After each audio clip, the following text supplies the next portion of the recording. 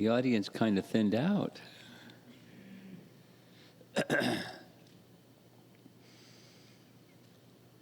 This is our final session for these 12 chapters. 5 chapters. It's chapter 12. The image is a Wikipedia image under Dhruva. He's now the king. He's been pacified, corrected just by words from anger that was killing and killing and killing and killing. But he was, there was Swayambhuva Manu's interaction with him, the messages of controlling anger for a person who can hear. Some people can't hear when they're angry, but he's able to hear. And he requested unbroken, undivided devotion to Vishnu. That was granted by Swayambhuva Manu, who then left with the sages that were accompanying him. So that's where we ended. This is now the title of this chapter. I mean, it's not what Prabhupada gave, but The Journey Home. Yeah.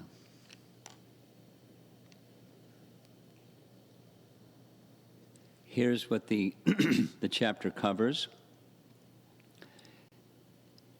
After Swayambhuva Manu departs, Dhruva has stopped. Word goes to Kuvera. Kuvera comes and gives benedictions. It's very interesting what he says, because these were his followers, the Yakshas, that were being killed, and it's a very cordial exchange. He goes back to his capital city, because he had gone all the way to the Himalayas, and now he's back in his capital city. He ruled for some time. He did, along with ruling, which was instructed by Vishnu, he also then worshipped Vishnu through sacrifice, very similar to what his grandfather did. He then, after 36,000 years of ruling, he turns the kingdom over to his son, one of his sons, and he goes back to Godhead. And in a very interesting way, too, in this self-same body that becomes a spiritual body. We'll hear about that. That's chapter 12 summary. So Kuvera pacifies, having been pacified, Kuvera comes and speaks to Dhruva. So again, this is Canto 4, where Maitreya is speaking to Vidura. My dear Vidura, Dhruva Maharaj's anger subsided, and he completely ceased killing yakshas. When Kuvera, the most blessed master of the treasury of the heavenly planets, learned this news, he appeared before Dhruva. While being worshipped by yakshas, kinnaras, and charanas, he spoke to Dhruva Maharaj, who stood before him with folded hands. So he's a worshipable person coming before Dhruva. Oh, sinless son of a Kshatriya. That's significant because what he had done was sinful.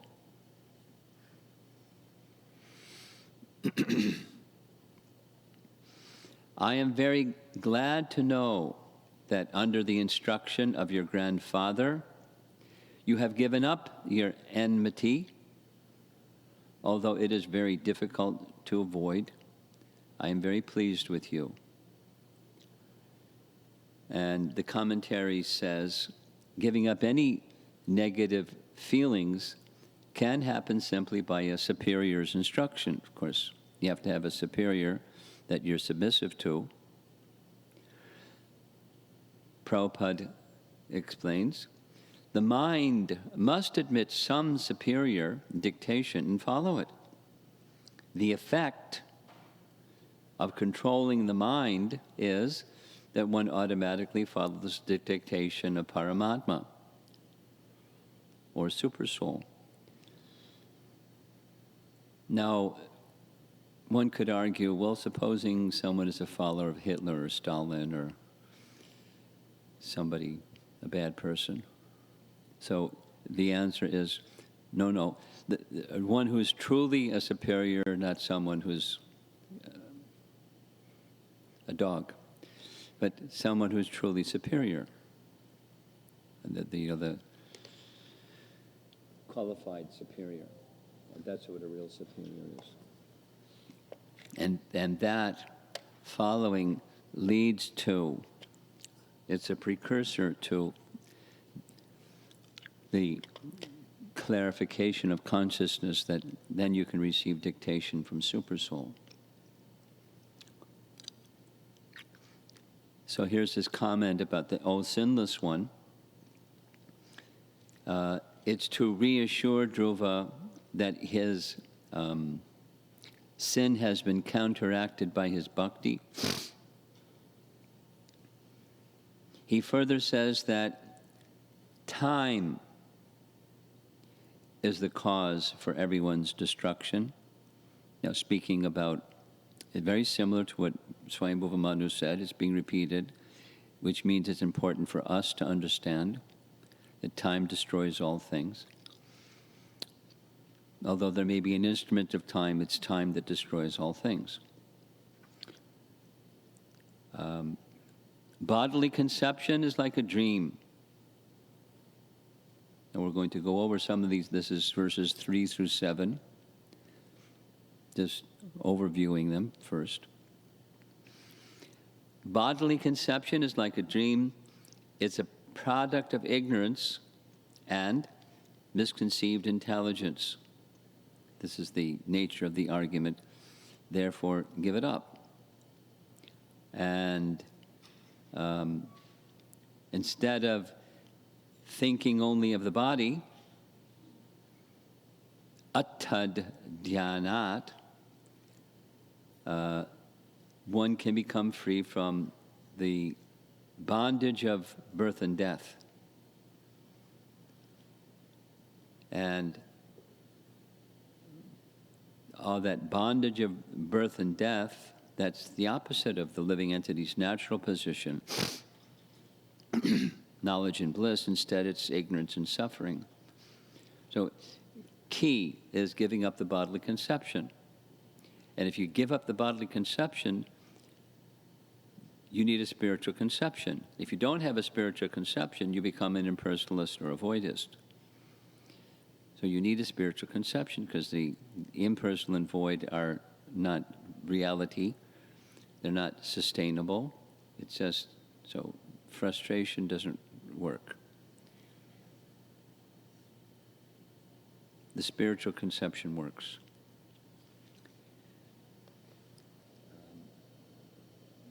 Here's the Sanskrit for 5 and 6. Highlighted in this number 6 is bhajasva, but I'm going to read the translation for 5 and 6. It's nice.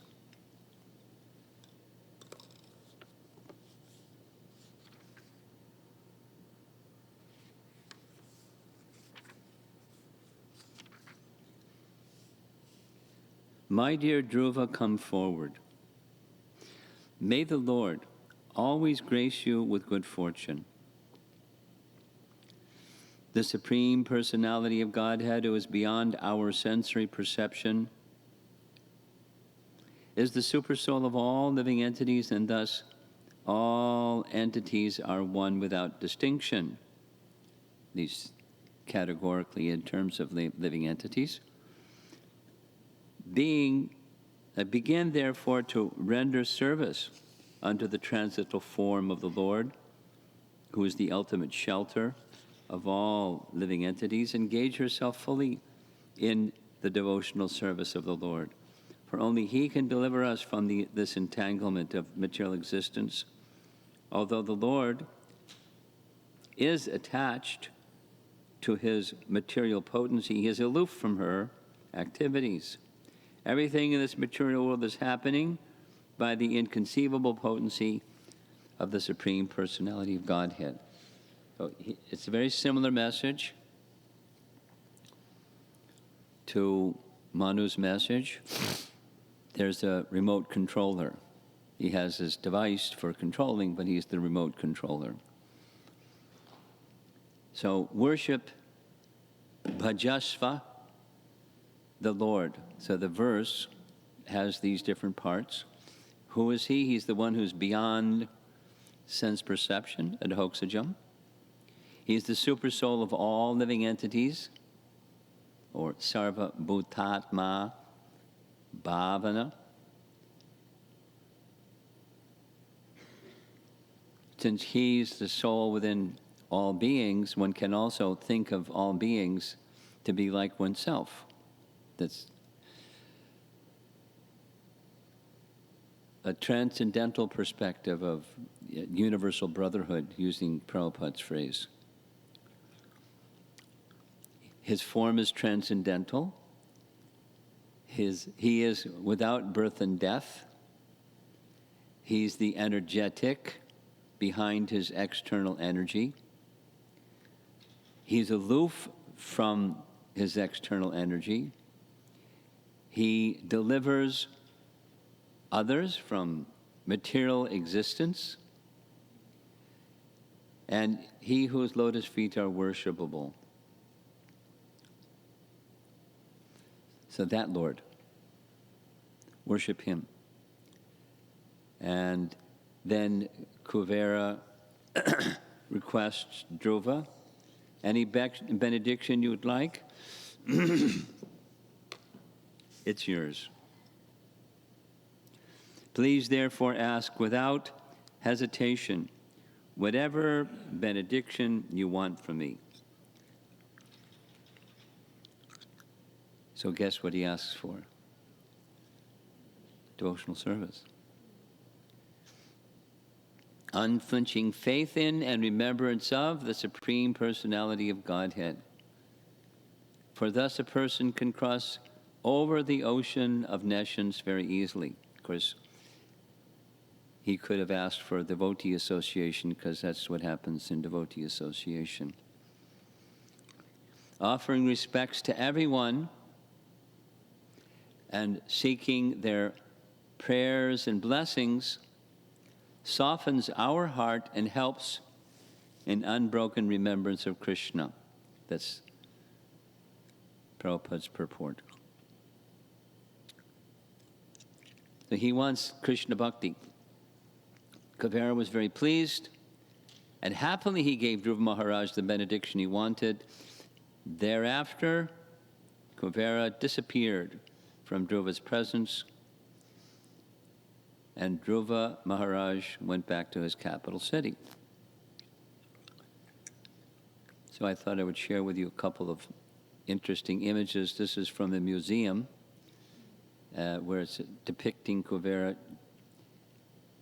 It's said when the images depicting Kuvera show he has a pot belly. I don't know why.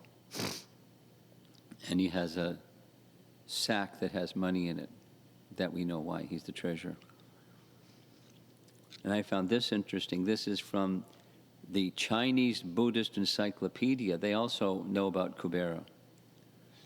It's a long description, but there is a connection between China and India that goes way, way back. the exchange of ideas, and exchange of culture, and exchange of medicine, and exchange of astronomy, and exchange of demigod worship goes way back to, 700 AD, and then on and on and on. Long exchange. Now they're like at odds with each other for different reasons. But culturally, they were very close. He's an important person in Chinese Buddhist culture. So there's a series of verses, 10 through 13, that describe his rule as the king when he went back to his kingdom. And just a quick summary.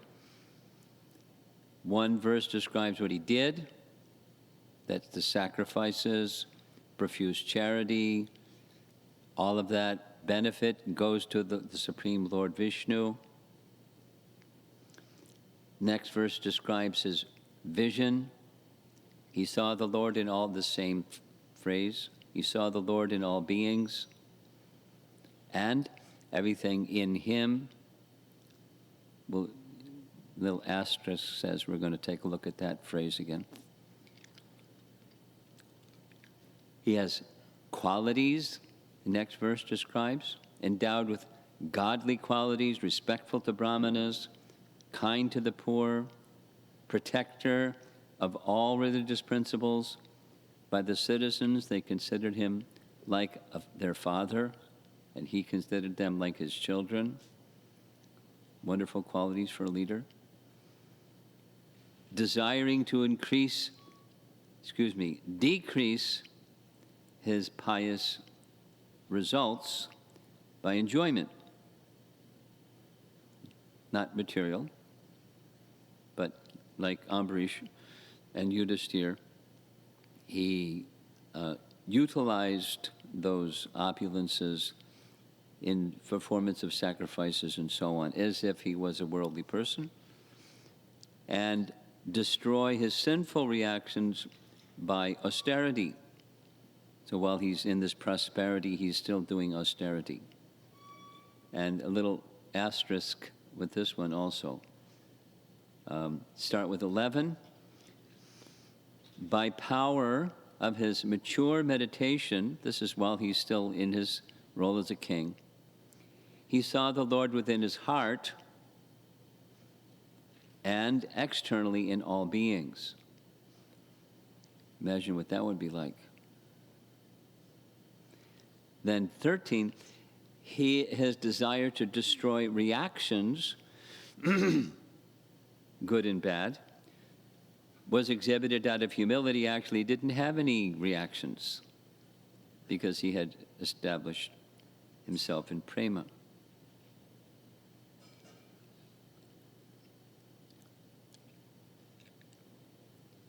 So that went on for 36,000 years. Passing many years suitable for enjoyment of artha, dharma, and kama, what's left? Liberation.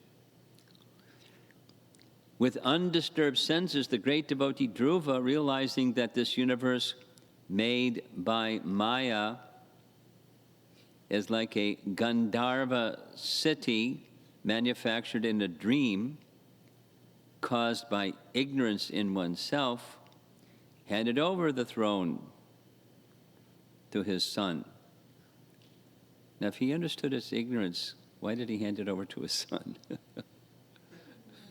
Service, that's why. Purification through service. Considering that all things were affected by time,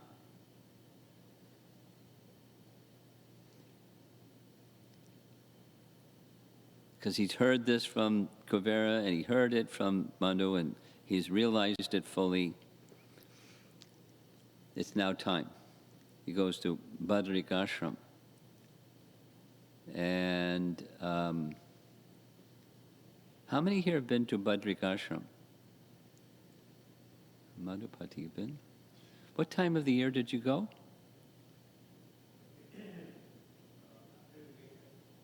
When? May. I was told that's the best time to go. I'm being encouraged to go. What time did you go? What month? You didn't go. Anybody else here went? Badrikashram? No. Bhakti Chaitanya Maharaj is encouraging me at least once. Go there. So,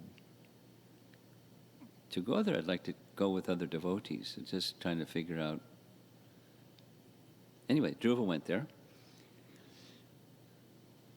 This is verse, summarizing the verse, 14:15. Since it is made of Maya, the universe is real. This is an interesting way of saying it. However, by ignorance within the self, it appears unreal. Usually this Gandharva thing is thinking it real, but it's not real. Now it's saying it's real, but it's not real. It appears unreal, and thus is compared to a Gandharva city. In any case, it's now you see it, now you don't. Universe. In Badrik Ashram, Dhruva Maharaj's senses became completely purified because he bathed regularly in the crystal clear, purified water. He fixed his sitting position and by yogic practice controlled the breathing process and the air of life. In this way, his senses were completely withdrawn. Then he concentrated his mind on the Archa Vigraha form of the Lord, which is the exact replica of the Lord, and thus meditating upon him, entered into complete trance. So he's gone through all the 8 parts of the Ashtanga Yoga system, and he's now in trance. And in trance, he's experiencing ecstatic symptoms. Incessant tears flowed from his eyes. His heart melted. Shivering, standing of the hairs all over his body. Thus transformed in a trance of devotional service, Dhruva Maharaj completely forgot his bodily existence, and thus he immediately became liberated from material bondage. Now, in the image up there, we see Lord Vishnu, and Lord Vishnu's 2 associates are going to come descending while he's in trance. Mukta means liberated, and linga means the subtle body. Here's that same point of dissolving the subtle body. When a man dies, he quits the gross body, but the subtle body, mind, intelligence, ego, carries him to a new body. When one becomes liberated even from the subtle body, at that time the living entity is competent and fully prepared to be transferred to the transcendental or spiritual world. And commentary, Vishwanath, is that this isn't the Sayuja, it's Dasya, liberation. Quoting Padma Purana, the wise say that liberation means following Vishnu.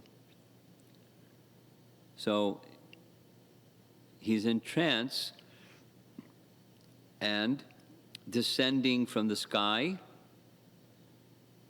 he saw the foremost airplane illuminating all directions like the rising moon. Ooh.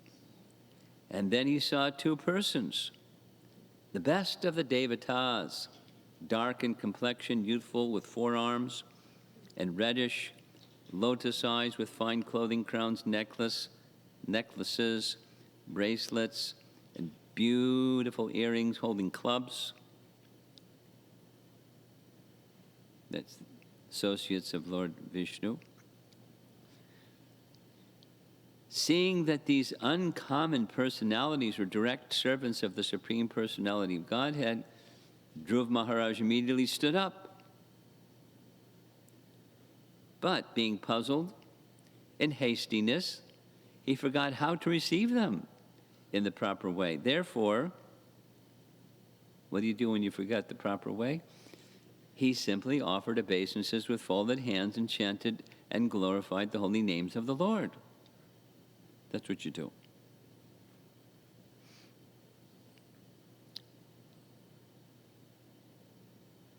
Purport says, even though one does not know how to please Lord Vishnu or his associates, simply by sincerely chanting the holy name of the Lord, everything becomes perfect. And this isn't just Kali Yuga, this is Satya Yuga. Noteworthy is in text 22, it doesn't say Vishnu, it says Krishna. Tam Krishna pada abhinivishta cheshtam chetasam. As Nanda and Sunanda, that's the two associates of Vishnu, approached him, Dhruva's mind was completely absorbed in Krishna's lotus feet. Krishna's lotus feet. In the Vaikuntha world, all living entities are in oneness with the Supreme Godhead because they never defy his order. Here, in the material world, however, they are not samatha, agreeable. That's samatha is this spiritual oneness of purpose, not a oneness of identity. Uh-oh. What happened? There we go. Samatha. So we're going to hear some lessons. This is Vishwanath helping us. One who becomes a surrendered soul and agrees to the order of the Supreme Lord can easily overcome the stringent laws of nature. The example of Dhruva Maharaj is very fitting, simply by becoming agreeable, twice, agreeable to the orders of the Supreme Personality of Godhead, and by developing love of Godhead, Dhruva got the chance. What was possible for Dhruva Maharaj is possible for everyone. Actually, this is Prabhupada. This is in text 22, and he says the same thing again. 23. What was possible for Dhruva Maharaj is possible for anyone. So don't think, oh, that was Dhruva Maharaj, but it's not possible for me. Because it's possible for anyone. It's principle-based. Now, was he an exalted personality? Yes. Are we exalted personalities? No. So we're not eligible. No, we're eligible. Just Krishna's mercy is more powerful than our eligibility or lack of it. It's not eligibility buys you into Krishna's mercy. His merciful nature is given to everyone.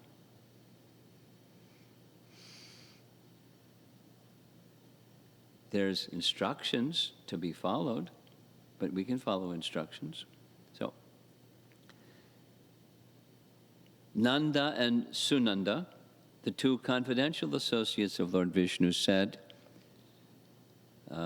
covering several verses, "Let there be all good fortune unto you. When you were only 5 years old, you underwent severe austerities. You thereby greatly satisfied the Supreme Personality of Godhead. We have been specifically deputed to take you to the spiritual world. Get on board. Let's go." Next verse. To achieve Vishnu Loka is very difficult, but by your austerity, you have conquered. Even the great rishis and demigods cannot achieve this position. Simply to see the supreme abode, the Vishnu planet, the sun and moon and all other planets, stars, luminaries, lunar mansions and solar systems are circumambulating it. Now please come. You're welcome to go there. So now this drawing shows the 14 planetary systems within the universe. 7 upper, 7 lower makes 14. This message of Muni Loka, that's not always used, but it's above heaven, is because heaven is Swarga Loka, is Maharloka, Janaloka, Tapaloka, then topmost is Brahma. So 3 plus 3 plus 1 is 7, the upper planetary. So Dhruva Loka's position is above the heavenly region, below the Muni Loka region, or Maharloka. That's where it is. So when the planetary systems are moving, it's those 3 below it that are moving, circumambulating. Remember? We're going to see that dolphin image again, the Shishumar. Shishumar, one more time. We'll see it again, so we'll do it 3 times total. Shishumar is explained to be like the Virat Rupa of the 3 upper planetary systems, Bhuvar and Swarga Loka. It's a depiction, and like the Virat Rupa is temporary, so the Shishumar is like that. It's not a real entity, but it's an entity of an object of meditation, and it's this dolphin or Shishumar that is moving in this clockwise, but just like this totality of all the Bhuvar and Swarga Loka planets moving in relation to Dhruva Loka. Anyway, that's where it is in the universe, below Maharloka and above Swarga Loka. We're going to get some numbers too, right from the Bhagavatam. You have attained the planet of Vishnu, difficult to achieve, which the Devatas see but cannot attain. Stay there. The moon, sun, and other planets, the constellations and stars circumambulate that supreme place clockwise. And here's an image of someone riding in a train. Prabhupada uses this to explain. When the scientist and philosopher go to the moon, but are disappointed in their attempts to stay there and live, the devotee makes an easy journey to other planets and ultimately goes back to Godhead. Devotees have no interest in seeing other planets, but while going back to Godhead, they see all of them as passing phases, just as one who's going to a distant place passes through many small stations. That's the train passenger looking out the window and seeing different stops, but he doesn't get out. Similarly, when Gopa Kumar is going to the spiritual world from Vrindavan, he passes by all those places and sees all those places. And the demigods are showering flowers upon him. That's what happens to Dhruva too. You know, he just waves Haribol and keeps going. And they're honoring, he's going back to Godhead. Wow. So one can see those places, but you don't. The back to Godhead person doesn't stop there. Or say it conversely. Prabhupada said when there's, leave the body, if there's even some desire of curiosity, I wonder what that place is like. You take birth there. You know, like a kid is wondering, you know, what's it like if I had one of those doodads and played those video games? And wouldn't it be, look at all the kids, they're all doing it. Maybe I should get one too. Or they just don't think about it. They got 5 of them or whatever it is. So that curiosity adheres one to the material energy. It's just how it works.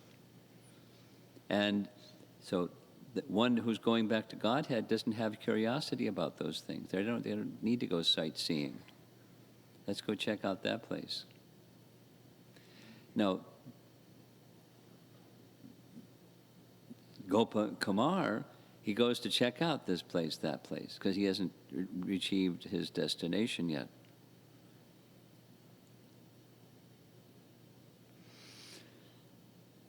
But Dhruva's going to achieve his destination. Oh, Dhruva, stay in that supreme abode of Vishnu, a place not achieved by your forefathers or any others, which is worshipped by the whole universe. Oh, immortal. Now, he's not yet immortal, but it's just about to happen. His body is going to become immortalized. You are qualified to board this excellent plane sent by the best of famous persons. We have just 10 verses left and we're completed. So this is a paraphrase of all this. Dear King Dhruva, neither your forefathers nor anyone else before you ever achieved such a transcendental planet. The planet is known as Vishnu Loka, where Vishnu personally resides. Is the highest of all. It is worshipable by the inhabitants of all other planets within the universe. Come, please, come with us and live there eternally. Commentary says, the planet attained by Dhruva Maharaj is an eternal Vaikuntha planet, confirmed by the following statements in Bhagavatam. So this is a lot of the 5th canto verses, the structure of the universe section. Situated 8,800,000 miles above Saturn, or 800,000 miles above the earth, are the 7 saintly sages, the Saptarishi planets. That's the Big Dipper. We'll see.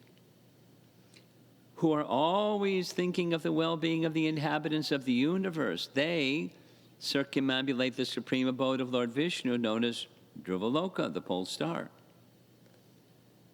And then the next chapter, 23, very first verse. Shukadeva Goswami says, my dear king, 1,300,000 yojanas, or 10,400,000 miles above the planets of the 7 sages, that's the Big Dipper, is the place that learned scholars describe as the abode of Lord Vishnu. The son of Maharaj Uttanapada, the great devotee Maharaj Dhruva, still resides as the life source of all the living entities who live until the end of the creation. Agni, Indra, Prajapati, Kashyapa, and Dharma all assemble there to offer him honor and respectful obeisances. They circumambulate him with their right sides toward him. I have already described the glorious activities of Maharaj Dhruva, 4th canto. These quotations from Srimad Bhagavatam show that the Dhruva Loka planet is an eternal Vaikuntha planet, even though it is apparently situated within the jurisdiction of the material world. The situation of a liberated soul who lives within the material world is similar, as described in Vedanta Sutra. Quote, although situated within a material body which goes through the 6 material transformations, a liberated soul is actually situated on the transcendental platform. He has nothing to do with the changing material world. At the time of annihilation of the material universe, when all material planets perish, the Dhruva Loka planet is not destroyed, but merely becomes no longer visible to the eyes of the conditioned souls. Clear? You can't see it, but it's there. And that you can see it, although it's a spiritual planet, is mercy, just like seeing an avatar. The avatars, they're eternal, but they manifest in this world, and then they disappear. So Dhruva Loka is sometimes manifest, sometimes not manifest to worldly vision. Certainly when the universe is withdrawn, it's not manifest to material vision because there's no entities to have vision. In Rupa Goswami's writing, Laghu Bhagavatamrita, he says that form of Vishnu who resides with Dhruva on Dhruva Loka is Ajita. And another reference related to Dhruva Loka is one of Ramanujacharya's principal disciples, whose name was Kuresh. He wrote something that includes the description of Dhruva Loka. It has to do with the descent of the Ganges. It's a prayer appreciating the Ganges. It's connected with Dhruva Loka. Here's the translation from Tamil. During the time of Trivikram Avatar, the Lord grew up, and his feet reached Satyaloka of Brahma Dev. The Ganges flowed in 7 streams from there. He poked his foot through the universe. 7 streams came down. One came down in response to the penance of Bhagirath to Bhumandala. As it's descending to Bhumandala, in between, it crossed the Milky Way. Don't know what the Tamil word for Milky Way is. And reached Dhruva Mandala. The next stop was Chandra Mandala, as nectarian flow. And thereafter it reached Surya Mandala. So it means the moon is in the vertical dimension above the sun. And then the sun, it reduced the intensity of the heat of Surya. From Surya Mandala, Ganga flowed on to Meru Mountain. I'm going to see an image of Meru Mountain shortly.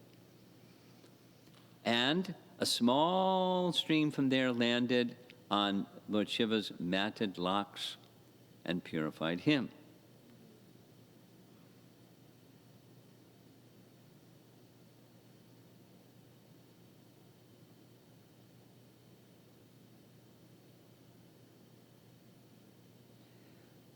Back to the Bhagavatam. So Dhruva is processing the words of the Vaikuntha Vasis. When he heard the sweet speeches of the Lord's chief associates in the Vaikuntha planet, he immediately took his sacred bath, dressed himself with suitable ornaments, performed his daily spiritual duties. Thereafter, he offered his respectful obeisances to the great sages present there, Badrikashram, lots of sages, and accepted their blessings. He hasn't gotten on the Vimana yet. So it's not like, hey, let's go. I'm waiting for this for 36,000 years. Before getting aboard, Dhruva Maharaj worshipped the airplane, circumambulated it, and offered obeisances to the associates of Vishnu. It's kind of dilly-dallying, isn't he? In the meantime, he became as brilliant and illuminating as molten gold. We'll see that verse again. He was thus completely prepared to board the transcendental plane. So there's an image of the celebrated temple in Badrikashram. Since Dhruva Maharaj was living at that time at Badrikashram, there were other great sages there. As a humble Vaishnava, he accepted blessings from all the sages before riding on the plane, brought by the chief of the Vaikuntha associates. Bibrad Rupam Hiranmayam. So there's this Bibrad, brilliant and illuminating, and Hiranmayam, as molten gold. Same translation, just highlighting those two words.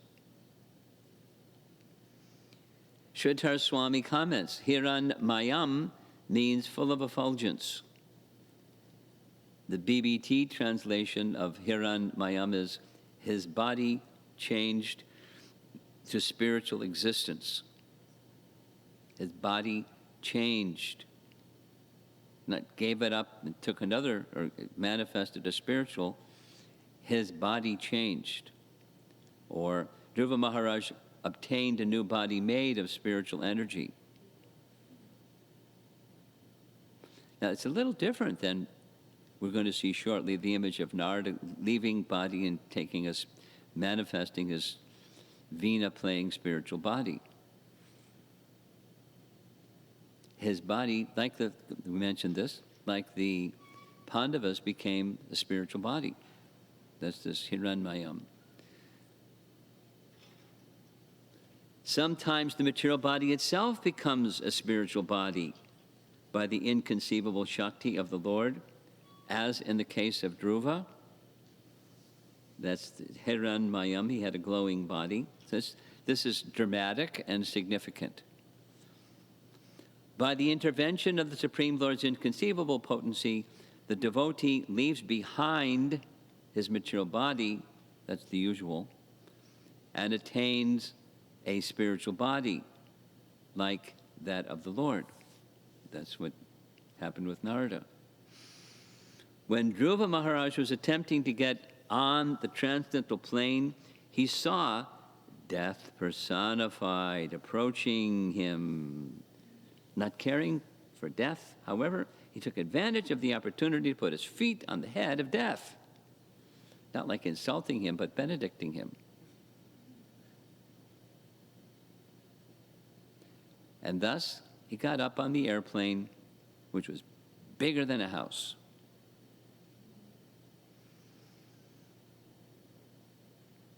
Dhruva Maharaj suddenly saw death personified before him, but he was not afraid. Prabhupada explains. Just like a cat. There's a cat with a mouse, and there's a cat with a kitten. Same mouth.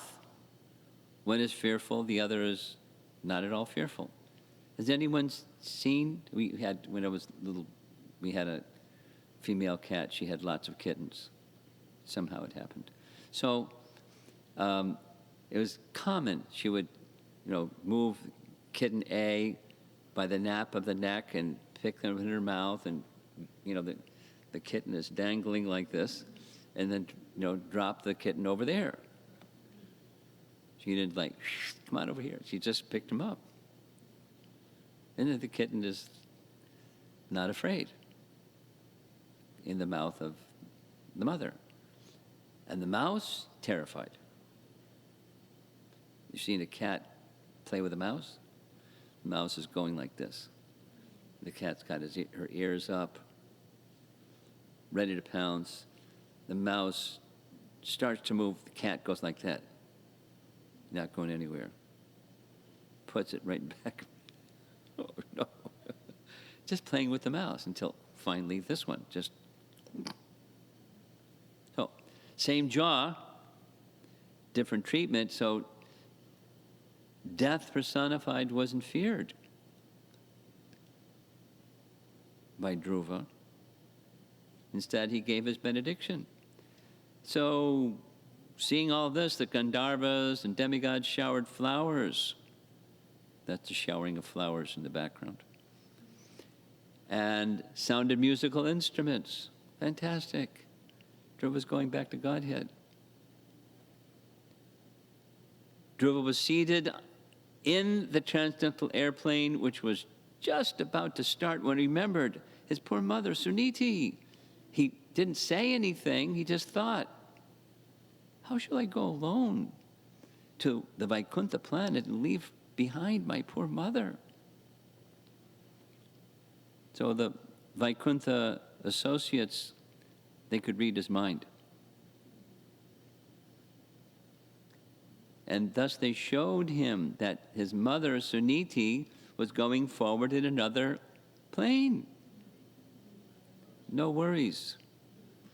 Look behind you. Suniti's got her own Vimana.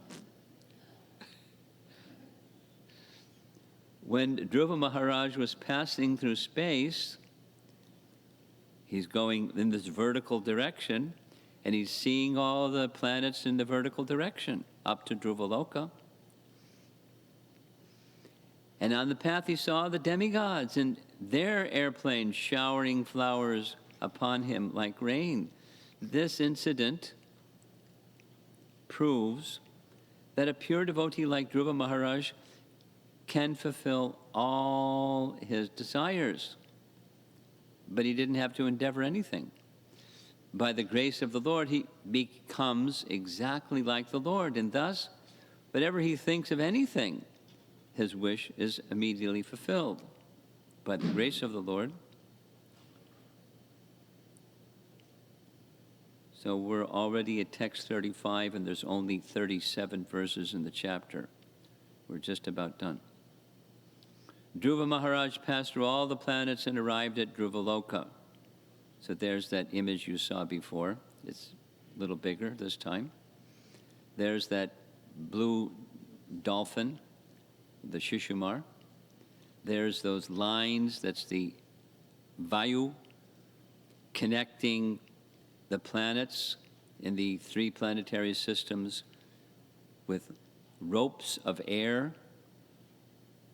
And then those ropes of air are blown by another wind, and thus the planets in the firmament, in the sky, they move on that basis according to the Puranas and according to the Jyotisha Shastras. And so he passed through all those planets, and he came to his planet, Dhruvaloka. Vishwanath says, Dhruvaloka is situated above the sun and Saptarishi, but below Maharloka. See commentary. So we reread the commentary. And there's the Saptarishi planets by name. We know as the Big Dipper, but in Vedic cosmology, they know by names. These are sons of Brahma. There's a modern artist trying his best job. He's not from some sampradaya, you can tell, because he's got it a little messed up, but it gets an idea. This is, of course, Bhumandala.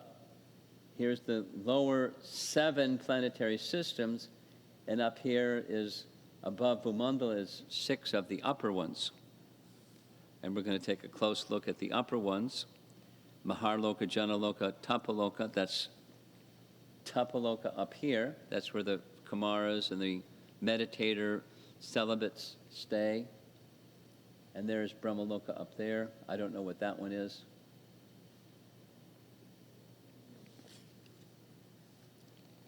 And Mount Meru, and there's the Ganges flowing down the side of Mount Meru. This is an artist depiction. It's not like anything other than an artist depiction. And the sun and the moon and Saturn and stuff.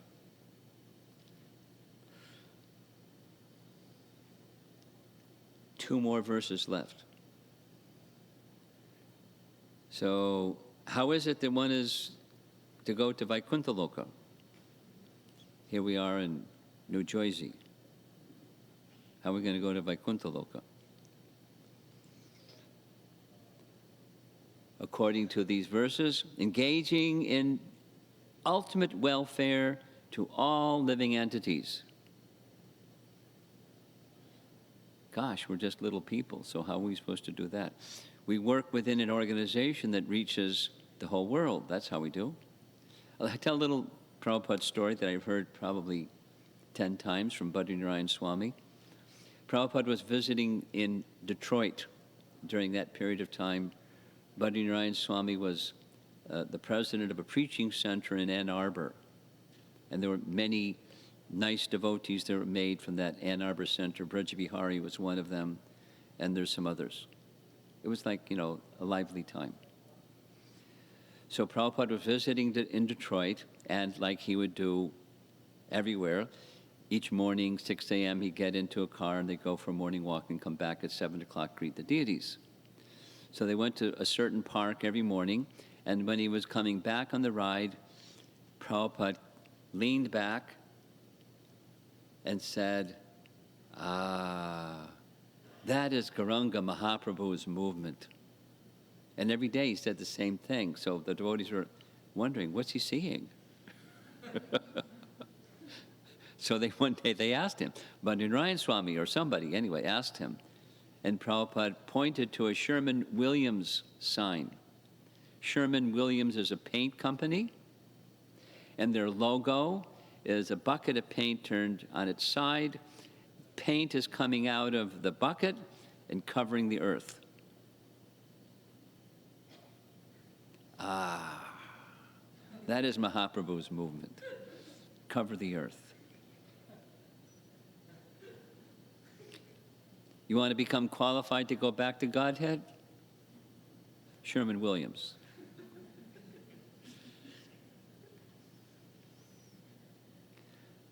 A Krishna-conscious person, Krishna-conscious being, is always engaged in planning how to take all the suffering humanity back home, back to Godhead.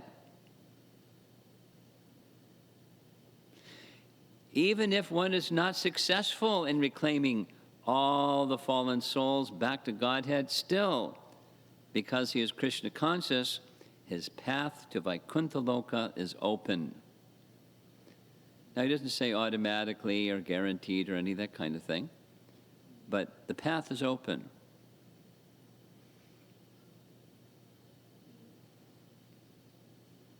Krishna Parayana. This is the phrase used in the Bhagavatam. Vasudeva Parayana, Narayana Parayana. Now here it's Krishna Parayana. And one of the things that we should learn when phrases in the Bhagavatam are repeated they're important. The author, Vyas, doesn't always use the same phrase, but at certain key points, he uses those phrases. It carries. So when you say something like that in different contexts, it starts to carry some gravity, some weight. Just the phrase. Narayana Parayana. This was a phrase that was used by Lord Shiva to describe King Chitraketu. Narayana Paraksarge Nakotaschana Bibyate Svarga Apavarga Narakeshu. That verse. Apitul Yarta Darshanam. Narayana Parayana. There's a quality of person in this world that has no other shelter. It's the Sharanagati message stated in different language, but it's in a potent language within the Bhagavatam. So when one has that qualification, then one isn't distracted by distractions. This is a common question. I would say it's emerging in one of the top 5 of the Swami circuit. It's distractions. It's asked in different ways. It was asked here twice. Here's one that came from a college, University of Georgia. It was a really good program. So the person was the club organizer. When it came to questions, she let the other students ask first, but her question was, do you have any advice for millennials? That's, college kids. Have any advice for millennials? There's so much technology. We grew up with technology and it's at our fingertips. And how to not get distracted by technology? You have any tips for us? You got to be careful. You can't go stepping on toes and say, trash it and stuff like that. So use it wisely. If the consciousness is awakened, that everything that you contact has a purpose, the purpose of higher consciousness, because we're speaking about the place of higher consciousness. If this will help you connect with that place of higher consciousness, you say yes. And think about it a few times before you just nod your head and say yes. Think carefully, and then if it does, carefully, cautiously, and so you use technology. And if it doesn't align you to that place of higher consciousness, you keep the pause button on, or maybe the delete button. But,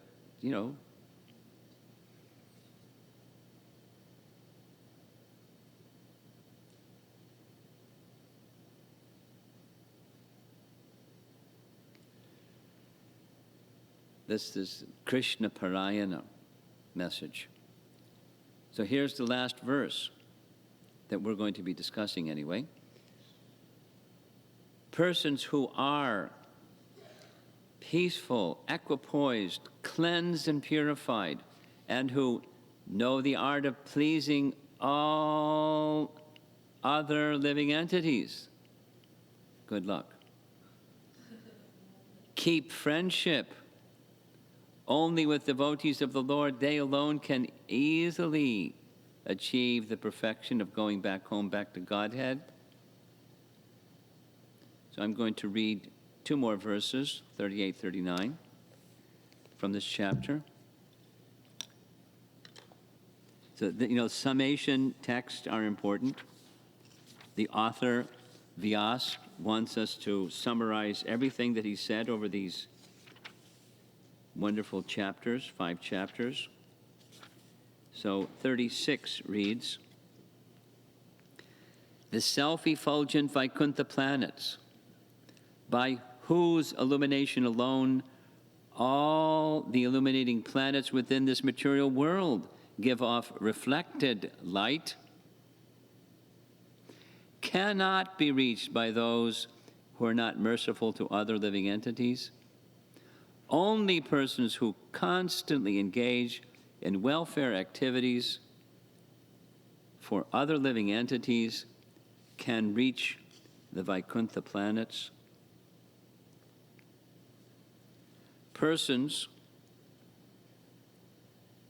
who are peaceful, equipoised, cleansed and purified, who know the art of pleasing all other living entities. We read this. So while, for example, one of the Iskcon things that's become quite popular is, so many hour kirtan in the temple. A 6-hour kirtan, or 12-hour kirtan, or 18-hour kirtan, or 24-hour kirtan, or in Dallas it's kirtan 50. And that's wonderful. Now what about all the living entities in Dallas? Or all the living entities in New Jersey, or all the living entities anywhere? There's nothing wrong with devotees coming together. But it's not the full, we are not receiving the full benefit by doing that. Nothing wrong with it. We're not receiving the full benefit by doing that.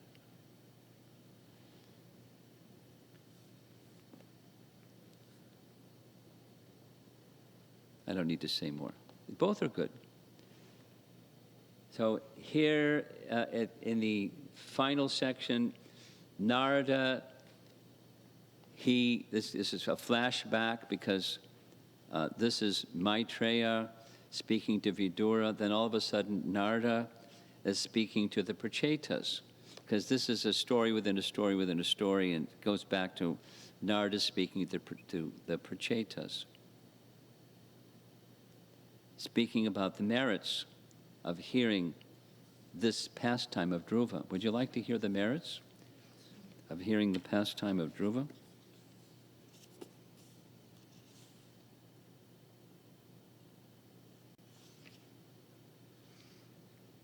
After observing the glories of Dhruva Maharaj, the great sage Narada, playing his veena, went to the sacrificial arena of the Prachetas and very happily chanted the following 3 verses. Narada said, simply by the influence of his spiritual advancement and powerful austerity, Dhruva Maharaj, the son of Suniti, who was devoted to her husband, even though he neglected her, acquired an exalted position, not possible to attain even for so-called Vedantists or strict followers of the Vedic principles, not to speak of ordinary human beings. Just see how Dhruva Maharaj, aggrieved at the harsh words of his stepmother, went to the forest at the age of only 5 years, and under my direction underwent austerity. Although the Supreme Personality of Godhead is unconquerable, Dhruva Maharaj defeated him with the specific qualifications possessed by the Lord's devotees. Dhruva Maharaj attained an exalted position at the age of only 5 or 6 years after undergoing austerity for 6 months. Alas, great Kshatriya cannot achieve such a position even after undergoing austerity for many, many years.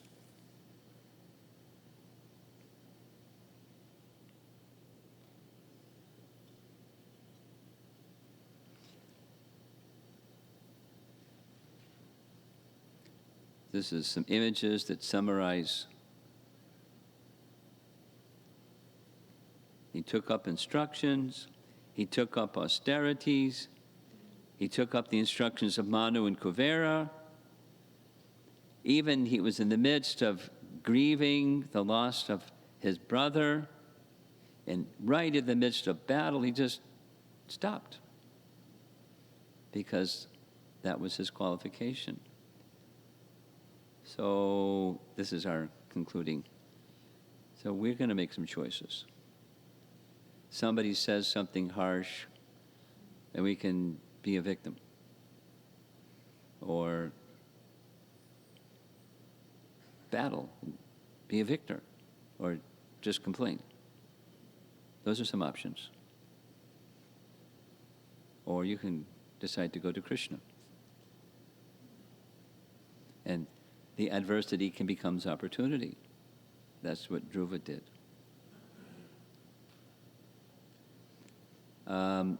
The last verses, 44 through 52, it's 11:30. There's time. The great sage Maitreya continued, my dear Vidura, whatever you have asked from me about the great reputation and character of Dhruva Maharaj, I have explained to you in all detail. Great stately persons and devotees very much like to hear about Dhruva Maharaj. By hearing the narration of Dhruva Maharaj, one can fulfill desires for all kinds of material things. Wealth, reputation, increased duration of life. It is so auspicious that one can even go to the heavenly planets or attain Dhruvaloka, which was achieved by Dhruva Maharaj, just by hearing about him. The demigods also become pleased because the narration is so glorious and it is so powerful that it can counteract all the results of one's sinful actions. Anyone who hears the narration of Dhruva Maharaj and who repeatedly tries with faith and devotion to understand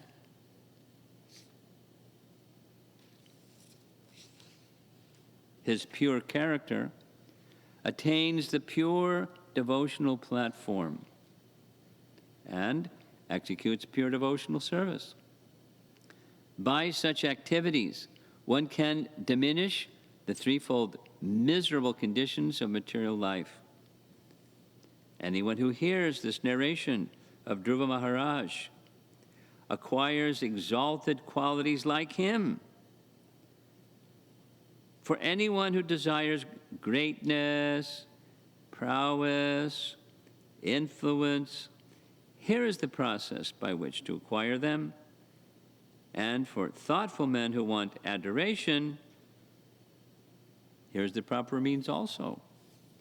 The great sage Maitreya recommended one should chant of the character and activities of Dhruva Maharaj, both in the morning and in the evening, with great attention and care in a society of brahmanas or other twice-born persons. One more.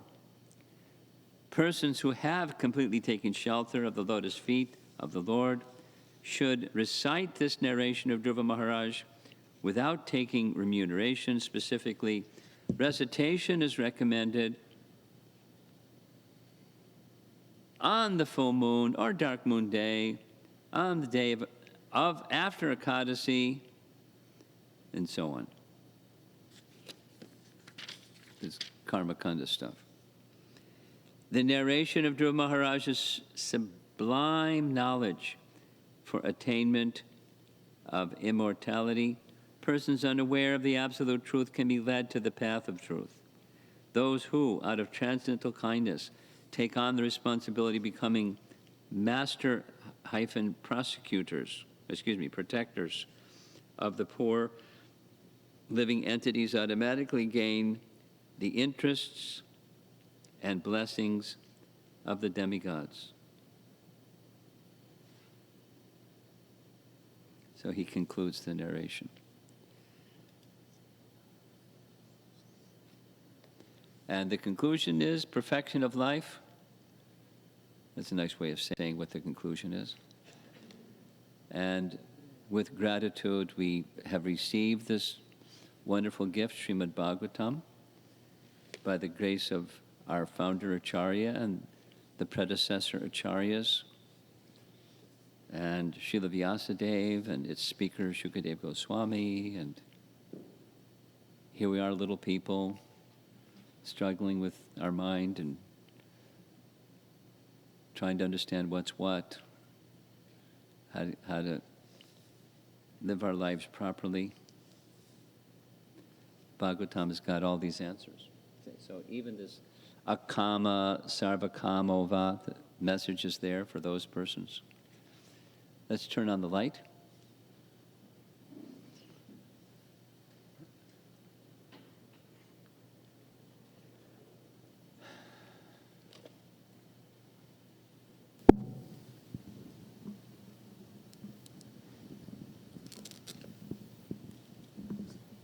Everyone's still awake. That's good.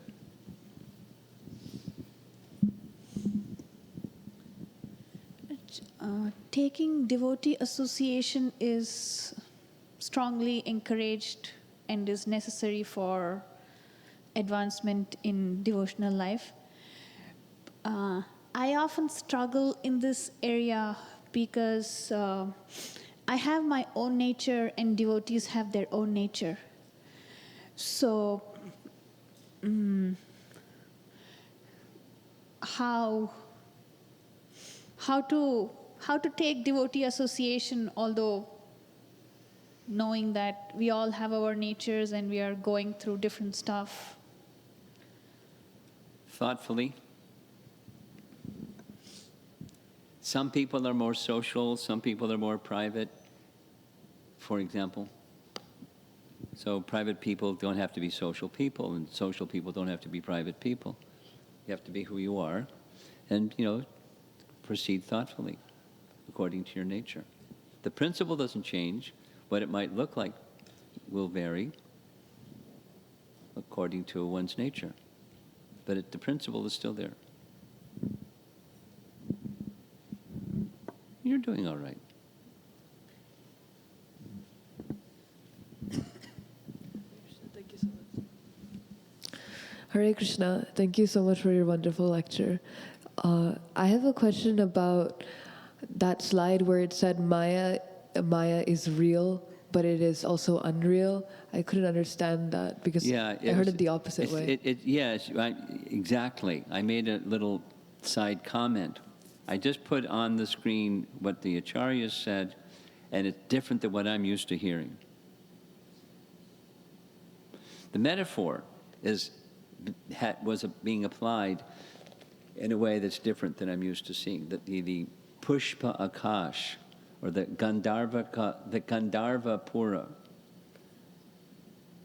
What's that? Gandharva Pura, the Gandharva, a city in the sky, or Pushpa, a flower in the sky, a Gandharva city. So it just means like a mystical apparition. It's not real. So this was saying it in reverse. Not real. But it is real. Well, it's real in the sense that it's God's energy. Yeah, okay. That makes sense. It's real in the sense because the energy of Krishna is real. What it looks like may not be real, but the energy is real. So the Mayavad, it's a refutation of Mayavad doctrine. The other one is a refutation of material doctrine. That makes sense. Okay, thank you.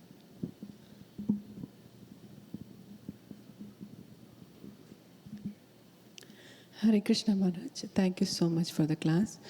Wonderful, wonderful class.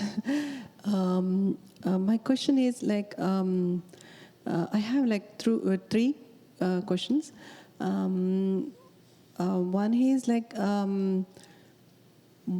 in Friday's lecture, when Krishna, Lord Vishnu appears and then he promises that he is going to get Dhruva Loka, and then he narrates all like in future what happens and everything. He promises one thing, that your senses will be steady as it is now. And then we see later he gets little bewildered. As you said, you gave an example of tsunami and things. And then today, when in our today's lecture, we hear like Kala destroys everything. So is it anything related all this together, or I want a little bit more clarity? I think I understand your question. It's Satya Yuga.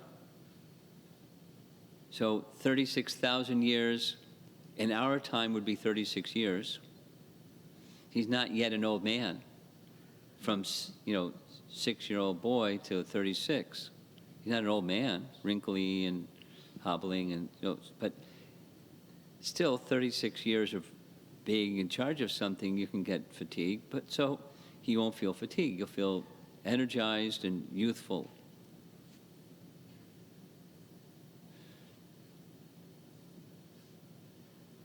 Time deteriorates, but you will not feel that deterioration of the influence of time. That's a benediction that he received.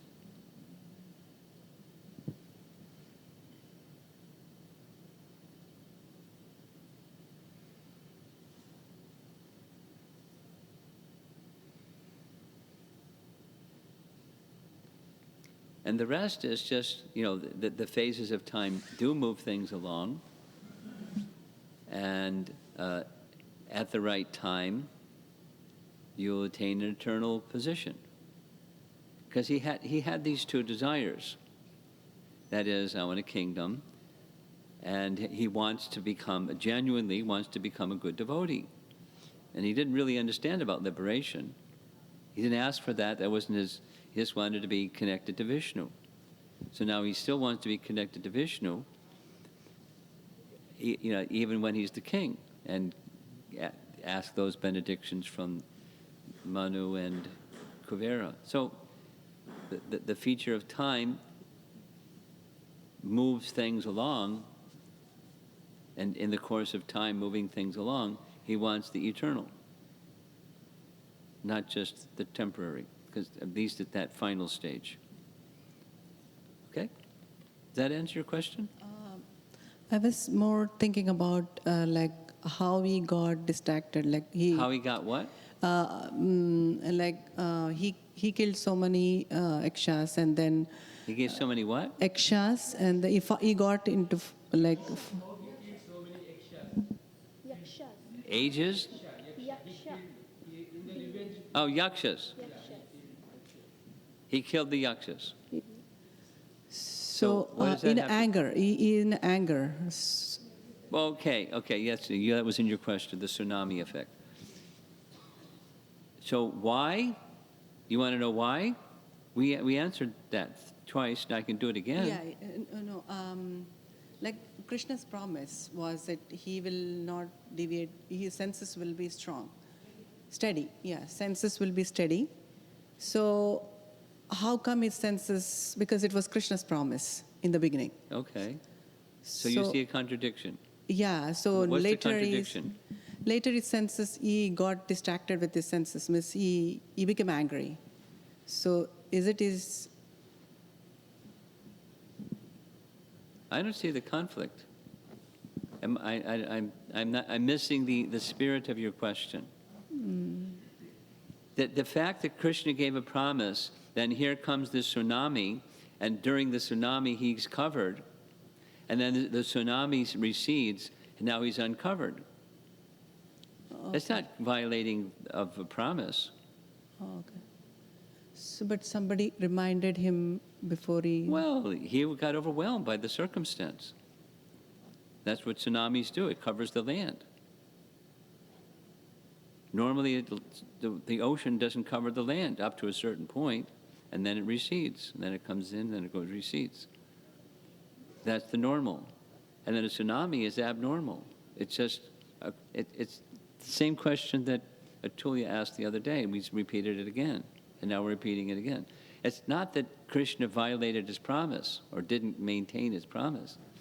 Even when in that covered state, his bhakti wasn't gone. Got It's it. just covered by the circumstance, by this extraordinary tsunami.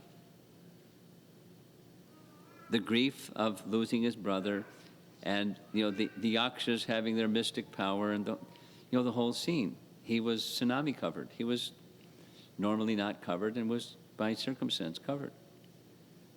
So how you should see that is how Krishna sees it. Krishna didn't violate his promise, nor did Dhruva violate his being an Ananya-bhak, an undivided devotee. It was just the circumstance had covered that, but inside he hadn't changed. As soon as the tsunami receded, boom, back to Dhruva, pure devotee. Praying, please let me always remain fixed in devotion to Vishnu. Immediately. Well, still on the battlefield, before he put his weapons down. Okay, Maharaj, thank you. Maharaj, and then I was thinking, like, why we see so much details. Dhruva Maharaj going to the Dhruva Loka. In other cases, we don't see much details. So it's a curiosity. Why he saw the other planets as he was going to Dhruvaloka? That's your question? So why we have so much detail about Dhruva Maharaj going to, when he leaves his body, he goes to Dhruvaloka. So Vishnu Dutas come and take them in a plane, and then there is a very detailed explanation. So why not? I think it's wonderful. Why don't we see in other devotee cases like Narad Muni, Prahlad? Because it's not. He doesn't need to. According to Madhvacharya, the Bhagavatam in the heavenly planets is something like 300 million verses. But the Earth planet is 18,000, or whatever the number is, a real big number. So, the volume would increase if you said everything about everything. It's just it's in one sense, it's synopsis. And fortunately for us, different persons ask questions.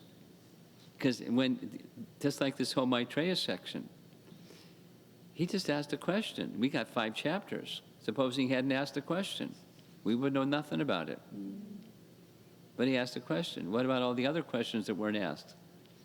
You have to go to the heavenly planets to read that. Okay. Maharaj, one more thing, like about paint thing you were mentioning, so I didn't understand about that part, like Which? Sherlyn Williams.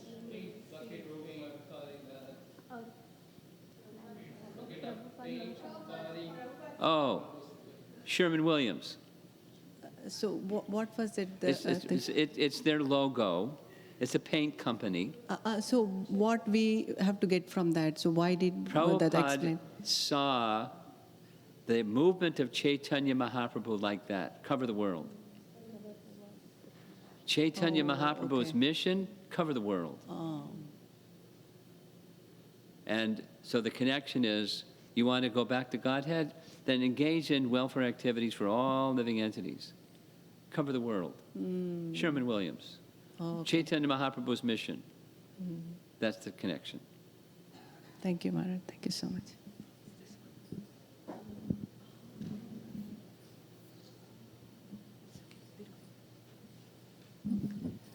Hare Krishna Maharaj. This is in regards to fight, flight, focus.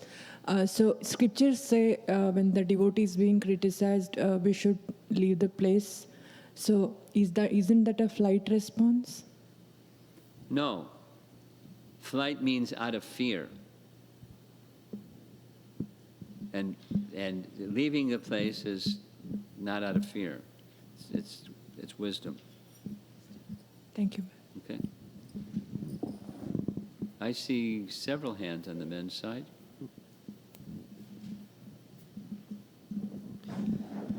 Hare Krishna Maharaj.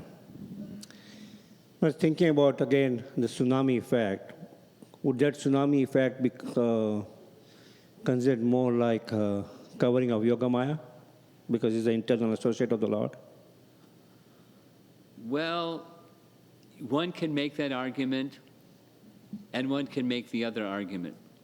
I heard on 2 occasions, 2 different lectures, Prabhupada said, Arjuna was covered by Mahamaya, Krishna spoke, and then he got freed from Mahamaya and situated in Yogamaya. And one could say what you're saying, because he was a pure devotee, it's all by the internal potency of Krishna that he was covered, so it's a Yogamaya covering. So one can make an argument both ways. Because in this particular situation, we see that Lord Vishnu foretold the future, that your brother will be killed Yes. in the forest. So for him to then feel anger, it's kind of, It's inappropriate. it's something which is already foretold. Yeah, and so therefore, knowing it's already Vishnu's plan, why get all bent out of shape? Because it's Vishnu's plan. Yeah. Not Vishnu's plan, but sanction. Yeah. So, just say yes instead of anger. So that's, why not? Say yes, that's Yogamaya. Say no is Mahamaya. So one can make an argument, he was covered by illusion, Mahamaya.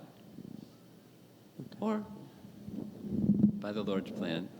He not only, Uttam was killed, but he responded the way that he responded by the Lord's plan. Okay. So you can argue either way. And be both right. And some people aren't going to like that you're going to argue both ways. You got to pick one. Go ahead. Okay. Yeah, Hare Krishna Maharaj. Maharaj, you mentioned that when the Lord Vishnu, personality of Godhead, appears and then he blessed Dhruva Maharaj and Dhruva Maharaj became pure. Does that similar like when Bhakta or Pujari or Brahmana worship the Lord and when they touch lotus feet of the Lord, those devotees and Bhakta becomes pure? Well, you don't have to touch the feet of the Lord to become pure. You just follow the instruction to become pure. Follow the instruction to become pure. Within the instruction is the power of purity. Follow the instruction to become pure. What do you think? Supposing Pujari A touches the feet, Pujari B doesn't touch the feet. Is Pujari A not going to become pure because he didn't touch the feet? He's following instruction. The means of purification, of purity, is there within the instruction. That's my faith. If the Lord wants to extend his feet and touch Pujari A on the head, that's fine.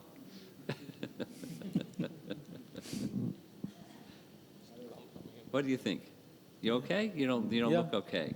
Yeah, I think it's okay. Okay. I'm looking forward for the Japa retreat, Maharaj. 64 rounds. Okay. Hare Krishna. Devaki, you had your hand up or no?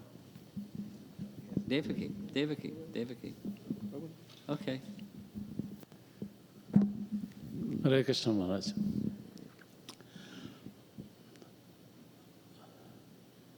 Dhruva's story is so amazing. I also never read from this perspective, and you went so deep and made us actually go into the deeper recesses of our hearts. So we're really indebted to you. One thing struck me that Dhruva had these gurus, Mother Suniti, Narada Muni ji, Swayambhu Manu ji, and Kuvera. But in most of these cases, Dhruva did not pray for these spiritual masters. They came to help him by the divine will. So I was wondering, it has something to do with that he's from a great family tradition, is very close to Lord Kapila Dev and Priyavata Maharaj and Swayambhu Manu and Brahmaji, that all these spiritual masters, they're so kind to him that they find in their own hearts from the super soul side that this devotee Dhruva needs help at this particular point. Let's go and instruct him. He's supremely fortunate in that sense, and how we, you mentioned we're part of this International Society for Krishna Consciousness. Is that also possible for us, that we're part of Prabhupada's family and we become that fortunate that devotees with that kindness, who are very senior, they find we are in some troubles, we need help, and they come even if we don't approach them. Something like that I'm trying to reflect in my own heart. So please shed a little bit more light. Well, keeping it simple, I appreciate your appreciation or your reflection. Two things. Something that I can't help it. Having spent 20 days, 12 to 15 hours a day with Ramayana, it's like in my blood, it's in my system now. So the acharyas commenting on Ramayana say it over and over and over and over. The nature of Ram is he's merciful. And he has different persons perform the function of acharya. And he empowers them, and they, on his behalf, they go here and go there and demonstrate the character of Ram, which is what Ram does. He goes into the Dandak forest and finds the sages. They don't have to go find him. That's his nature. That's Bhagavan's nature. And sometimes he sends others to go do on his behalf. And they're just doing on his behalf. They don't, so that's the nature of Bhagavan. And that's the nature of those who are representing Bhagavan. Now, sometimes in our Iskcon society, my experience is Krishna uses us in that way. And we don't even know we're being used in that way. That's my experience. So it's just Krishna's mercy coming in different shapes, forms, manners of expression. Now, is it required from our side for eagerness for such association? Yes. Then is it incumbent upon us to go searching? Yes. But there's abundant opportunity if our light's on. If we understand the importance of. And we're hearing, just like he wants the association of such devotees. That's Dhruva's prayer, one of his 12 prayers. For constant remembrance and constantly so. Does he go out of his way to find it? He's asking Vishnu, this much we know, he's asking Vishnu for the opportunity. So most likely, if that's such a strong desire, he's looking for it. But at the same time, if the Lord knows that we're looking for it, he'll send it. That's his nature. That's his Bhaktavatsala nature. And it can come in many different ways.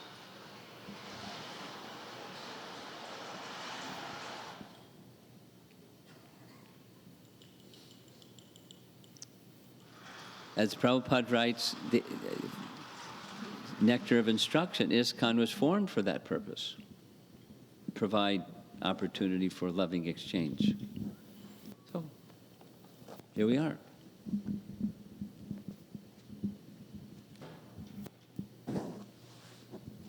You okay? You want to add more to this? You want to add your own thoughts to it? Or you're good? Okay. Hare Krishna Maharaj. Thank you very much. First, I wanted to thank you for all previous days and sessions. It was, and thank you for teaching us how to deeply study the shastras and absorb ourselves and learn. Also, personally, I think last few days were intense, but very useful and enriching. So, thank you very much. Maharaj, I have if some it was questions. intense for you, imagine what it was like for me. Yes. Yeah, totally agree. And then I'm going on to the next place. Yeah. So, thank you very much for that, Maharaj. Yeah. And my question is more about the Dhruva Loka. Few questions. Can you sit? Yeah. Sorry, Maharaj.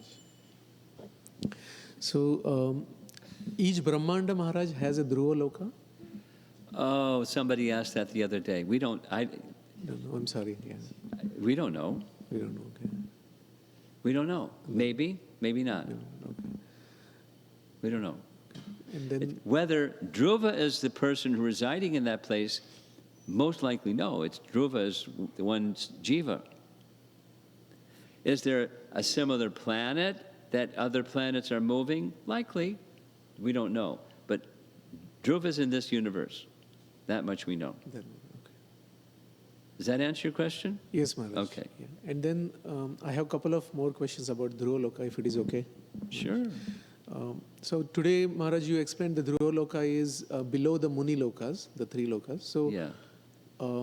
When all other planets are circumlating Dhruva Loka, so the Muni Loka are not doing that? No. Or? Okay, so only the below planets? Yes. Bhuvar Swarga, the planets below, are moving in that way. And Maharaj, is it possible to explain the Shishumara concept again? Because I Sure. couldn't get it. So the authority that I'm referring to, when I'm giving you the explanation, is Antardweep, the person who's in charge of the TOVP planetarium. Yes. So I wrote to him because he's very knowledgeable. It's his service, and he's up to here. And so I asked him, what is this reference, Shishumar? And he gave me he's very kind to me. I don't know if he'll answer everybody's questions, but he's very kind to me. He gave a very detailed answer. It took a while because he was busy. But he explained it's something like the Virat Rupa, which is the structure of the universe, but it's not an eternal, it's an imaginary, thus not eternal, or not eternal, thus imaginary entity, the universal form. And so similarly, Shishumar is for the purpose of meditation, envisioning in one's mind the planets Bhuvar and Swarga Lokas. And it's described in the scriptures what it's made up of. Prabhupada has taken that Shishumar, Sanskrit word, and translated it as dolphin. He then said when Dhanavir Maharaj was doing his parallel research, the Sri Vaishnava Acharyas particularly translate Shishumar as scorpion. And then Antardweep said, as far as I'm concerned, the description of what the parts of the body of this Shishumar are this, this, and this, and this, which are not present in a dolphin or a scorpion. But the depiction is identical with the carrier of Kuvera. And he sent me an image of Kuvera and the carrier of Kuvera, and it's a different looking entity. It's not, I don't even know what it is. Kuvera's is mongoose, I believe. Kuvera? Kuvera's Vahan is mongoose. Kuvera what? Mongoose. Mongoose. Okay, well, I don't know what a mongoose is. But I can show you the picture. Would you like to see the picture he sent me? Yes. Sure. So he said that's just his conviction or feeling or intuition or whatever, that which makes up this Shishumar doesn't match a dolphin or a scorpion. Although, Sri Vaishnavas for generations, that's what they call it in English. But, it's Shishumar. So that's what it is. It's for meditation purposes, just like Gayatri Mantra. There's the Bhuvar Swarga Loka. It's the process of creation, just identifying those places, those 3 out of the 14. And it's a graphic depiction of that mantra, of that portion of the Gayatri Mantra. Those planets that circumambulate Dhruva. That's what Shishumar is. That's what he told me. This is good. It was good enough for me. I'm fine with that explanation. Mongoose. I don't know what a mongoose is. So in one of the slides, the photo is there, Guru Maharaj. The slide is what you showed. Okay. Yeah. Well, when we're done, I can just pull it up on my computer and show you, I'll show you what the thing looks like. Thank you. Okay. Premarava, way in the back. Oh, you have something. But you've been very patient. It's from this morning you've been patient. Hare Krishna, Guru Maharaj. So I wanted to offer similar appreciation as Devakinandan Prabhu and Purnachandra Prabhu just did. I was just appreciating the amount of attention to detail that you brought in the overall presentation, and almost giving us a template for how to actually carefully and scrutinizingly study Srimad Bhagavatam, and not just be happy at the distance, just appreciating the stories, and maybe just superficially. So that's what I was appreciating. In the morning, I was raising my hand because I appreciated his question on whether the subtle body gets dissolved also in impersonal liberation. Then I was thinking that that also is kind of tied with the fall down of jiva aspect, because when we are in the spiritual world, I have a thought on that. So when the jivas fall down, we use the term yadrichya or somehow or other, and we just say that the living entity is misusing his free will. And clearly in the spiritual world, there is no subtle body. I'm listening. I'm just getting the Shishumar image. Okay. So there is no subtle body in the spiritual abode, in our original spiritual form. So our fall down has to do with more our being a tatastha shakti, or the marginal potency of the Supreme Lord, that we are fallible by nature. But we are still protected by Krishna's promise that once we go back to the spiritual world, we are not going to fall down. But in the case of the impersonal liberation, of those who are attaining that neutral state because of avishuddha buddhi, because their intelligence has not been purified, so they don't receive such a protection, and because of which they fall down. Is that understanding? Well, what does that have to do with subtle body in the Brahmajyoti? So in both the cases, there is no subtle body, but the assurance of the Supreme Lord is not there. That's what I was thinking. That because in the spiritual world, we do not have subtle bodies, and yet we fall down. That's a stretch, because aside from assurance, when there is not, I want to be engaged in the service of the Supreme Personality of Godhead at a conscious level, that's absent. Right. Not only protection promise, that's absent in the Brahmajyoti. That's why it's considered hellish by Prabodhananda Saraswati. No service?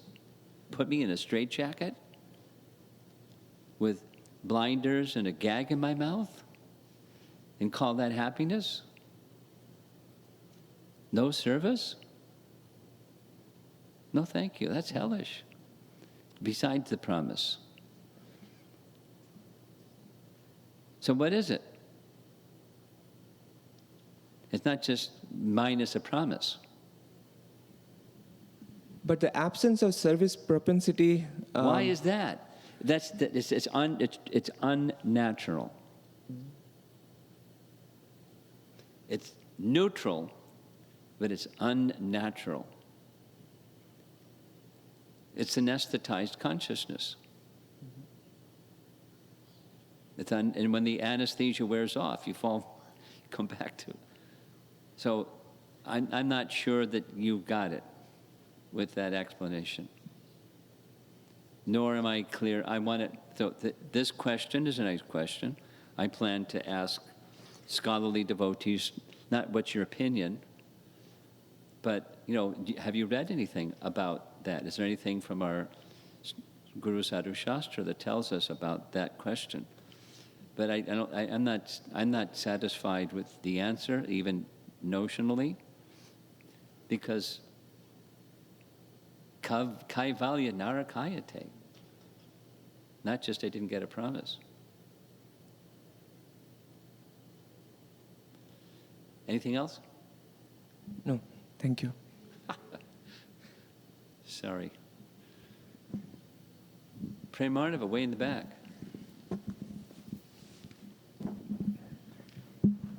Thank you. We're talking about anger. I was doing some therapy, and Shaivya recommended me to check out the anger workshop that they were doing. So I say sure, and they teach you some good things in there, like what triggers you.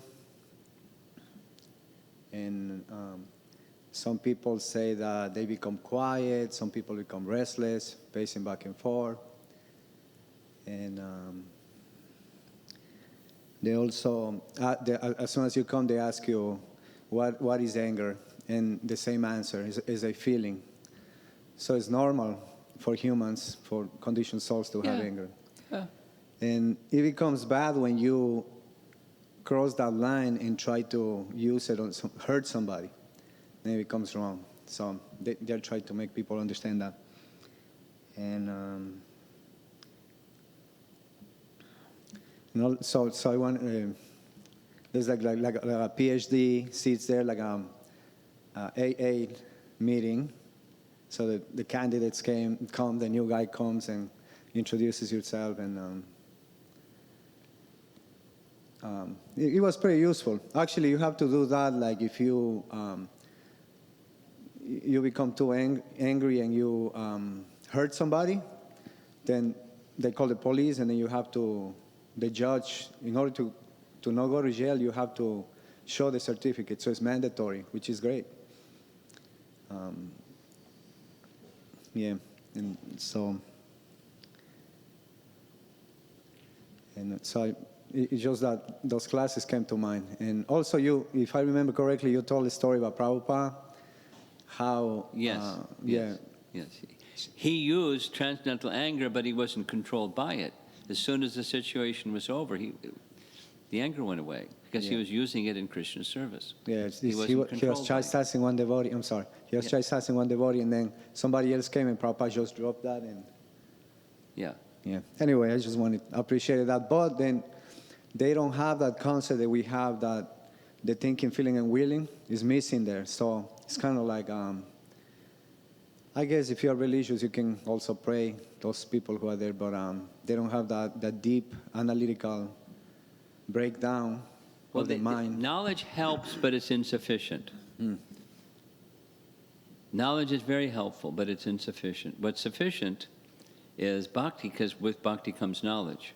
And then we read Bhagavad Gita, all the pieces fit together, plus the power to fit them together, when, especially in moments when you get triggered.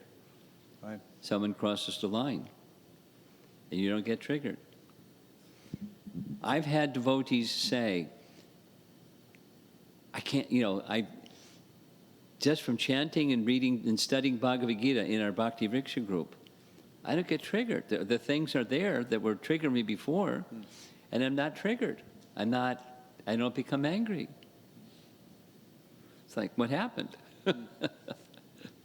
Wow. Now, some people continue to get angry too, but... And this lady also, she gave us like a little Buddhist help, kind of like be in the moment, breathe, certain kind of respiration. It helps. Yeah, I mean, it's like a tactic. It's metabolic. The neurology of this body is helped by pranayam. Some deep breaths. But it doesn't take away the tendency. The tendency comes from the subtle body. You got to do good bhakti. Yeah. So, Okay. And one last thing that we're saying about like forgiveness. Somebody was talking about forgiveness, and then it reminded me of Nelson Mandela when he was in jail for 27 years. Yeah. For apartheid. He was complaining about that, and when he left jail, he was completely peaceful, and they asked him, do you still feel remorse for these people who capture you? And his answer was, if I still feel remorse, I will still be locked up in jail. So I had to give that up, forgive them, and move on with my life. So I just thought it was. Okay. Here's the image, and it's not Kuvera, it's Varuna. And he doesn't give the name of the animal or creature or whatever it is that he's writing. It's just his opinion that this more matches what the pranic description of Shishumar. I could read what he... You want me to read what he says? We're good. Okay. I think one more, and then we're going to end.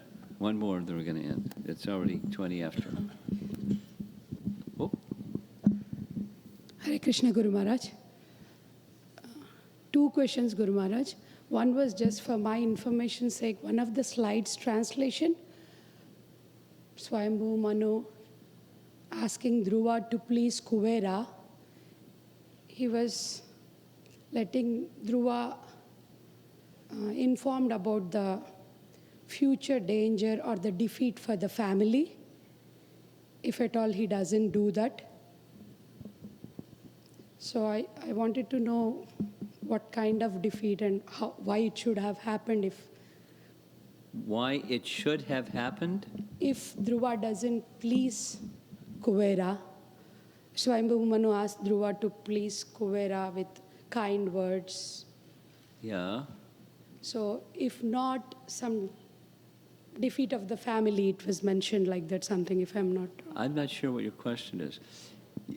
Swayambhuva Manu said, go to Kuvera and do the right thing. But he didn't even have to go to Kuvera. Kuvera came to him. That's one of your points, right? Yes, Maharaj. Yes. And so Kuvera can come to him. He just decided to do that. He was pleased. And he wanted to pacify him also. Like please him and pacify him, both. Because he was angry and killing his followers. When he came, his followers were worshiping him and, so maybe he was displeasing his followers because this person he's honoring just killed a bunch of them. But they had great regard for Kuvera. I mean, I found that interesting, if not astonishing. But they're following their leader.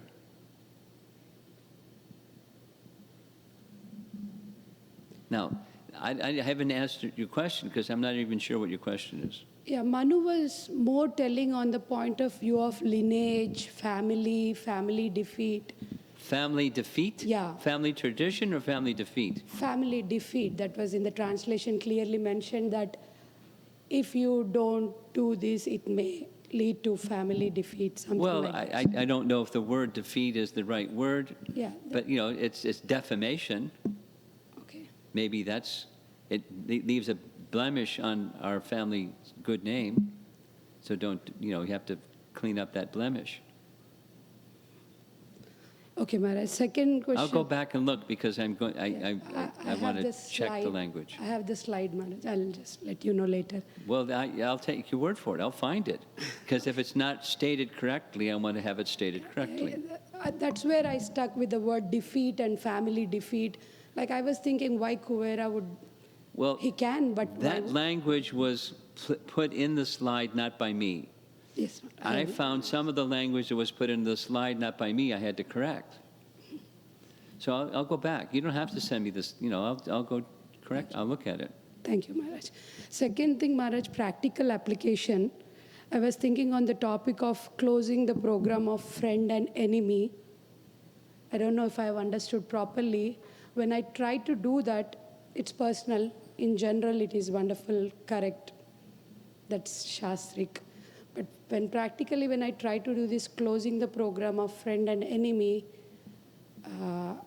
especially with the family or devotees, whom I always, it creates more a kind of indifference to that particular situation and person. So how should I... Do you understand what she's asking, Madhupati? And he lives here. I don't understand what you're asking. Huh?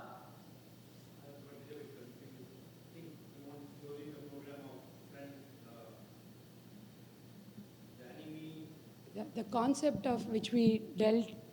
The concept of? Friend and enemy, closing the program of friend and enemy. Closing the program of friends, enemies. Okay, I thought you were talking about some program that you're doing here at the temple. I didn't catch what you said. I'm sorry.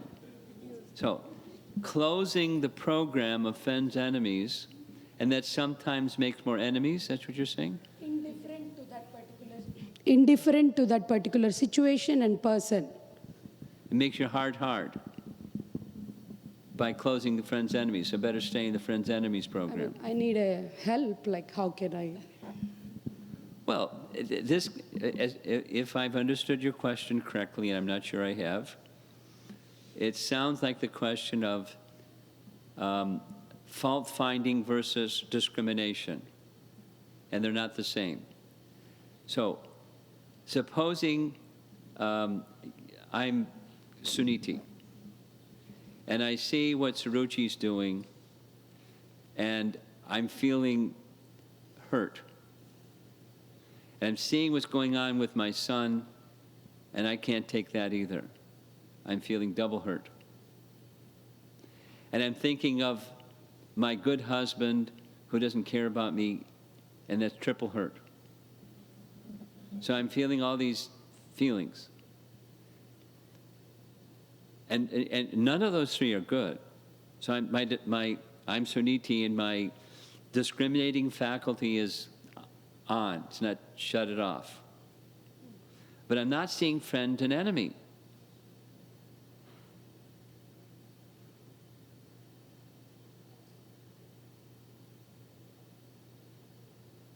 I'm seeing, as you know, Vishwanath says, from the time of my birth across my forehead was written, this is going to come to me. And sure enough, and I accept it.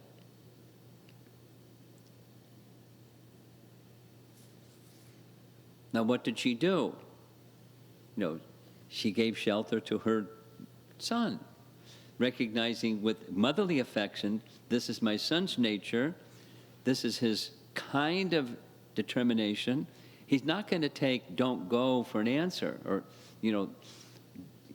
give it up. The instruction was give up wishing ill against others, but don't, she didn't say, give up this idea of this big kingdom. I know of the nature of my son. Let me give the resource to help my son achieve what he wants to achieve. Even it may mean I won't have his association, this little boy's association. She's really ready to forgo that one too. So, to close the friend-enemy program doesn't mean you stop discriminating and then stop making decisions wisely based upon what's out there. Because what's in here, if what's in here is clear, Krishna will give intelligence how to deal with what's in here as well as what's out there. The internal and the external features of your devotional service. You don't become impersonal, you don't become numb. She was feeling the feeling, she wasn't numb.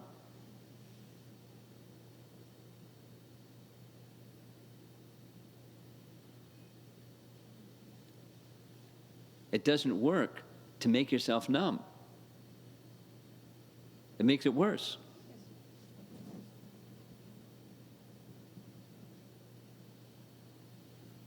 There's a nice TED talk on this topic that I showed at somebody's home with the youth group here. She saw. It's TED Talk vulnerability, and you'll catch it. And she says, one of the slides, she just has the word numb. It doesn't work.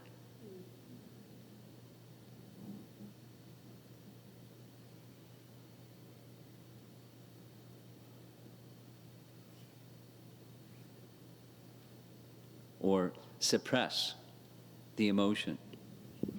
You don't live in it and stir it around a whole bunch and say, oh, but you don't numb it either. It's just detached from it. And it's just part of what's out there, part of what's in here. Now, how am I going to respond to it? Then you get into the response position instead of the react position. And then, because friend, enemy, that's react. And response is, I'm discriminating. Krishna's helping me see what's what. And now I'm going to make some Krishna-directed choices as to what's pleasing to him.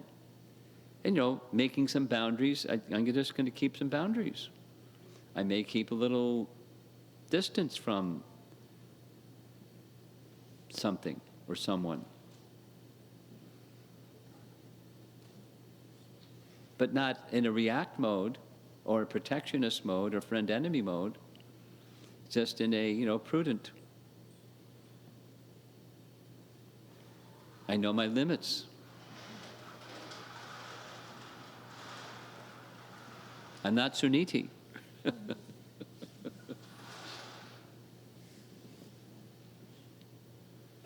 But look what came to Suniti because of her Suniti quality. But yeah, I'm not Suniti. So this is this acceptance, and then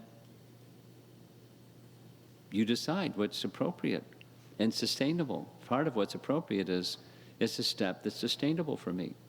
It matches where I am in my spiritual trajectory at this phase of my life, and I'm accepting that, and I'm making a step that's a doable, sustainable step for me. And I don't have to, I can close the friend-enemy program. Now, some other people want to say something, but I want to close because of time is 12:30. I want to say just some appreciation for this audience. I mean, particularly the elder devotees that are here. You got busy lives like I do, and you've been here like through the whole thing, and it's been meaningful to me just that, not just like you're physically here, but you've been actively listening and participating. I'm expressing my appreciation to you who have been here through it. And for me, the opportunity for being with an audience, it's one thing to sit in a room or somewhere and study deeply, and it's a whole other thing to share that, because I love the Bhagavatam.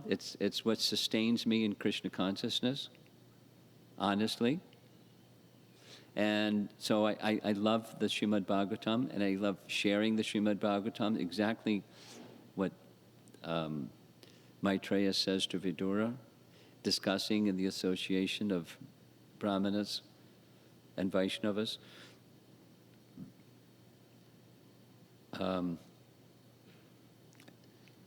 Your presence in the interactive has helped to go more deeply in the topic. So it's like, thank you. I already have an idea for next year.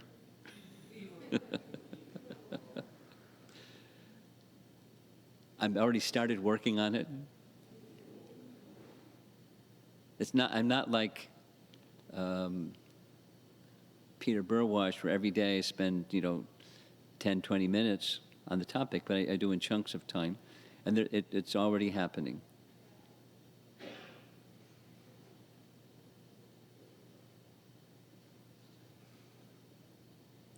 It may, I have an idea, and it may modify just by time and super soul and things, but I'm sure I'm going to be vibrating up here, and you'll see what happens for all of you. So, gratitude to all of you to help me in going more deeply in the Bhagavatam's message. Srila Prabhupada ki, Grantaraj Srimad Bhagavatam ki, Gaur Premanandi.